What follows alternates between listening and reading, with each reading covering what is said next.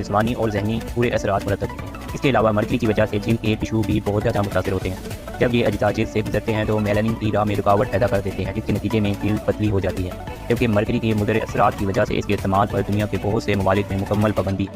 Number 2 ہے ہائیڈروکوینون کا سب سے بڑا نقصان چوہوں اور مختلف جانوروں پر کیے گئے تجربات میں دیکھنے میں آیا۔ ہائیڈروکوینون کی وجہ سے لیکیمیا کی بیماری کا پیدا ہونا شامل ہے، اور دونوں اجزاء کے استعمال کی وجہ سے جلد قدرتی طور پر بیکٹیریا اور فنگس انفیکشن کو روکنے میں ناکام ہو جاتی ہے، جو ہمارا نیچرل ڈیفینس میکانزم ہوتا ہے ان دو کیمیکل کی وجہ سے بالکل تباہ اور برباد ہو جاتا ہے۔ ہماری رائے تو یہ ہے کہ آپ کوئی بھی فوراً رنگ پورا کرنے والی کریم خریدنے سے پہلے اس کے اجزاء کو ضرور پڑھ لیں، لیکن احتیاط کیجیے گا کہ ہو سکتا ہے کہ اس کے اجزاء تو لکھ دیے ہوں لیکن اندر کچھ اور ہی ہو، یا اس کے اجزاء کے بارے میں کوئی اور زبان استعمال کی گئی ہو۔ اگر ہم ان کریموں کا استعمال بند کر دیں جن میں مرکری کا استعمال کیا ہو تو تھوڑے عرصے بعد ہی آپ کی جلد دوبارہ ویسی ہو جائے گی جیسے پہلے تھی۔ تو ابھی دیر نہیں، آپ آج سے ہی ادنیٰ معیار کی کریموں کا استعمال بند کر دیں، اور اس کے لیے کوئی بھی دنیا میں جانی مانی کمپنی کی کریم خریدیں جس پر آپ کو اعتماد ہو اور کافی عرصے سے